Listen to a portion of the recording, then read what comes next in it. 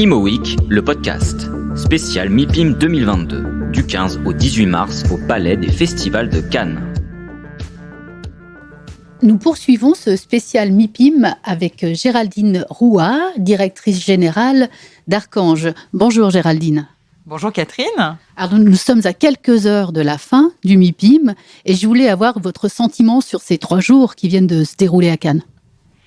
Eh bien, c'est un bon MIPIM pour le résumer, un bon MIPIM, néanmoins avec ce sentiment un peu perplexe. C'est un MIPIM qui ressemble un peu à Expo-Réal, c'est-à-dire très studieux pour nous, des rendez-vous qui s'enchaînent, où, eh bien, curieusement, on est plus à l'heure que les années précédentes. Donc, il y a un respect du timing parce qu'il y a beaucoup de rendez-vous qui sont pris. Tous les acteurs sont présents, nationaux et internationaux, et tous les grands métiers de notre industrie. À côté de ça, je trouve que c'est pas un MIPIM tranché, c'est un MIPIM où on tâtonne un peu sur les différentes stratégies. Il n'y a pas forcément beaucoup plus de dossiers. On regarde ce qui se passe ailleurs. Néanmoins, c'est un MIPIM, je vous le disais, qui est un bon MIPIM pour nous, non seulement parce qu'on a vu beaucoup de monde, beaucoup d'acteurs qui participent au développement de notre groupe, que ce soit nos banquiers, nos partenaires divers et variés, les grands institutionnels, les brokers, les plus petits acteurs. Mais c'est un bon MIPIM parce qu'il nous conforte dans la stratégie que nous avons mise en place, nos stratégies d'acquisition, mais aussi notre stratégie d'arbitrage. Et voilà comment je résumerai le MIPIM. Il y a beaucoup de monde. On n'a pas à rougir des années fastes MIPIM, que ce soit 2019 ou les années avant 2019. Et on sent ça dans les allées. Il y a aussi cet esprit libéré parce que on se rencontre, même si on maintient, il y a encore quelques stigmates du Covid, mais on maintient les gestes barrières. Néanmoins, on n'est plus masqué. Donc on reconnaît les gens. On n'est pas obligé, comme au CIMI dernièrement, de regarder les badges. Et puis, oui, il y a une envie de fête, il y a un retour à la fête, quelques beaux dîners, quelques cocktails assez sympas. On sent ce besoin de se retrouver et mélanger à la fois l'aspect business et l'aspect liberté des marchés. Et on n'oublie pas quand même le sujet ukrainien qui revient. On est sorti d'une guerre Covid. Je ne sais pas si on en est vraiment sorti, mais on est aussi dans cette absence de visibilité avec cette guerre. Et je crois qu'elle impacte véritablement ce MIPIM.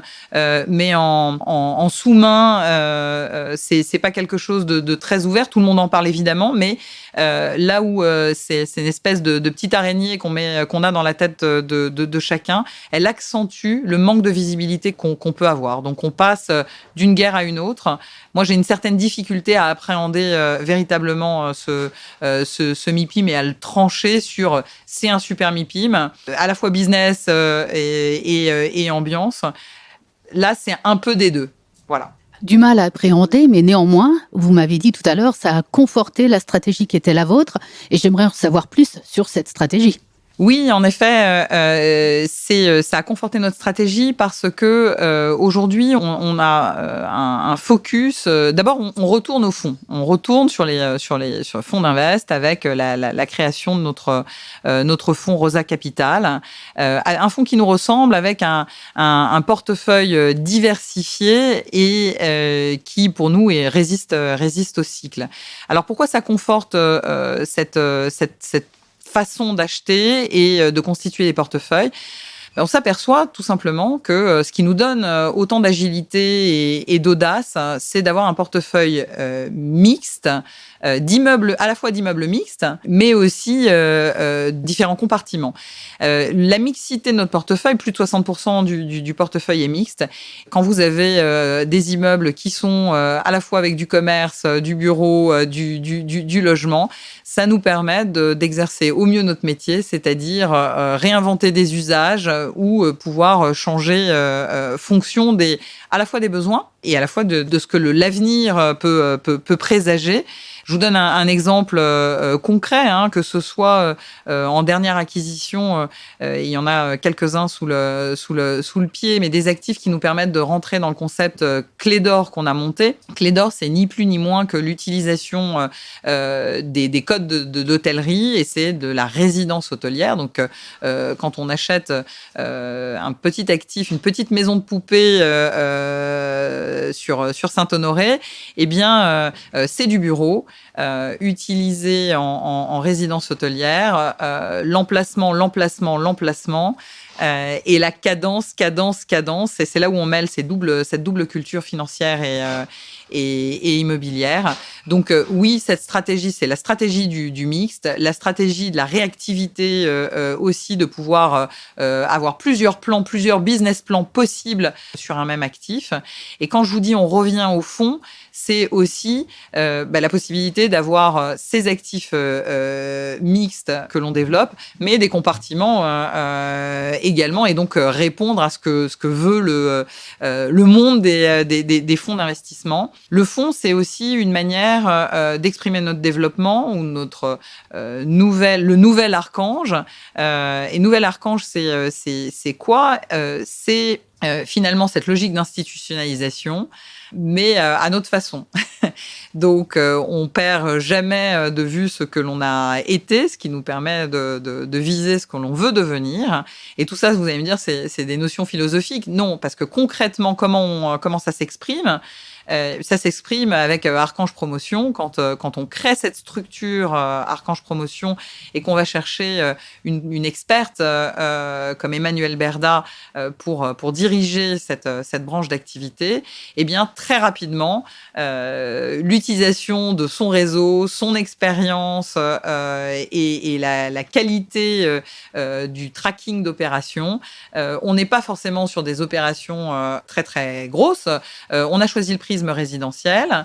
Conflans-Sainte-Honorine, par exemple, c'est certes 27 logements, donc on a moins de 30 logements, mais avec tous les codes qu'on peut attendre aujourd'hui, dans le respect de cette mixité, effectivement, puisqu'il y a aussi 8 logements sociaux parmi ceux qui sont prévu à Conflans-Sainte-Honorine. C'est un bel emplacement. On répond aussi, on a les apprentissages du post-Covid. Donc, qu'est-ce que veulent les habitants de ce nouveau résidentiel? C'est les services, encore une fois, c'est aussi les codes de l'hôtellerie, la respiration. Voilà, qu'est-ce que je peux vous dire de plus sur Conflans-Sainte-Honorine? De belles terrasses, une belle exposition au soleil, proximité des écoles, tout cet environnement qui est nécessaire au mieux-être. On a dépassé le bien-être, on est dans le mieux-être. Comment autour on arrive à travailler, à avoir cette vie aussi, qualité de vie personnelle, répondre aux engagements professionnels, mais aussi répondre aux engagements environnementaux, toujours dans cet esprit mieux-être. Donc on va chercher des labels, mais c'est aussi tout un état d'esprit, c'est tout un mindset. Voilà, c'est préparer l'avenir, c'est construire de manière innovante pour durer. Et c'est ça, quelque part, l'innovation, c'est de pouvoir prévoir que les enfants qui vont naître à Conflans-Sainte-Honorine dans une construction Archange Promotion, ils aient envie d'y rester 25 ans après, parce que c'est construit pour durer. Allez, sur le sujet de la promotion, à l'heure où on entend partout dire qu'il y a une crise de l'offre, que les permis de construire sont impossibles à obtenir et que ça va être de plus en plus difficile, voilà, est-ce que c'est pas un choix un peu risqué? Ah, on aime le risque. Oui, c'est encore une fois, comme c'est notre raison d'être, c'est de se dire, il faut pas trouver les raisons pour pas faire, il faut trouver les raisons pour faire. On sait que l'immobilisme, ça tue notre métier, ça tue l'immobilier, ça tue notre industrie, mais ça nous tue tout simplement. Donc, comment on trouve les leviers pour faire? Eh bien, on fait plus petit, peut-être.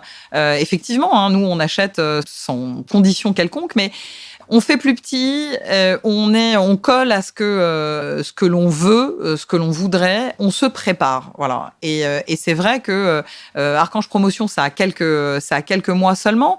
Néanmoins, il faut savoir que on réfléchit à 25 ans. Donc oui, on prend des risques qui nous semblent maîtrisés. Alors oui, on n'est pas insensible aux problématiques d'inflation, on n'est pas insensible aux problématiques de permis. On se dit quand même qu'on est en 2022, c'est 2 ans après les municipales. Oui, on n'obtient pas les permis, mais en fait, on travaille ensemble. Donc, et puis, on travaille sur des plus petites opérations. Et c'est vrai que ce qui est assez amusant, c'est que les gros acteurs, aujourd'hui promoteurs, viennent même nous voir en vue de partager les opérations, parce que c'est vrai, c'est plus difficile et c'est plus facile ensemble. Donc nous, on est très étonnés de cette appétence à venir nous rencontrer et faire avec nous, parce que je pense que cet esprit aussi, ce positivisme, cette façon de voir le verre à moitié plein, c'est un peu rafraîchissant sur le marché. Le prochain projet, le prochain risque, on peut en parler? Quel est-il?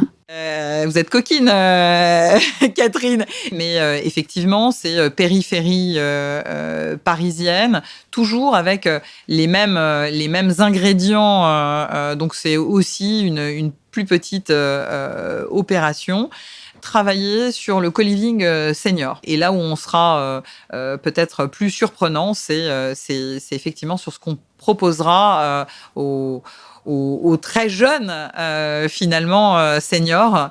C'est là, mais il y en a quelques-unes sous le pied, sous la marque Archange Promotion, parce que c'est vrai qu'on a fait pas mal de copromotion évidemment sous la marque Groupe Archange, mais là oui, il y a quelques beaux dossiers et je pense que vous aurez une spéciale Archange Promotion peut-être, et là Emmanuel vous déflorera les projets qui sont dans le pipe et ce qui sortira peut-être du MIPIM également. Et puis vous parlez du fonds Rosa Capital, c'est vrai, là aussi je vous inviterai à interroger Marc de la Bardoni, qui est le directeur général délégué du groupe et en charge des investissements, et qui vous parlera aussi des hommes qui font et des femmes qui font maintenant le groupe Archange. On est allé chercher beaucoup de talents et des grandes expertises avec comme une grande équipe gagnante, chacun à sa place dans cette logique de spécialisation, d'institutionnalisation et de segmentation également, parce que on va chercher plus de lisibilité aussi. Le groupe Archange qui s'inscrit comme une foncière, c'est avoir d'autres process, mais tout en conservant et en capitalisant sur les plus de 25 ans d'expérience et de savoir-faire du groupe. C'est aussi focalisé sur la formation. On forme beaucoup plus. Ça, c'est le goût de notre président, Michael Svetch, pour la transmission de nos valeurs et de notre savoir-faire. C'est vrai qu'un savoir qui n'est pas partagé, c'est un savoir qui se meurt. Et on viendra vous parler aussi d'éducation et de nos engagements avec les jeunes pousses qui feront les villes de demain et qui répondront aux besoins de générations derrière nous. Et on espère que ce sera toujours le groupe Archange, mais probablement d'autres talents autour de sa gouvernance. On va suivre ça avec beaucoup, beaucoup d'attention. Merci beaucoup, Géraldine. Merci, Catherine. À très bientôt. Imo Week, le podcast, spécial MIPIM 2022, du 15 au 18 mars au Palais des Festivals de Cannes.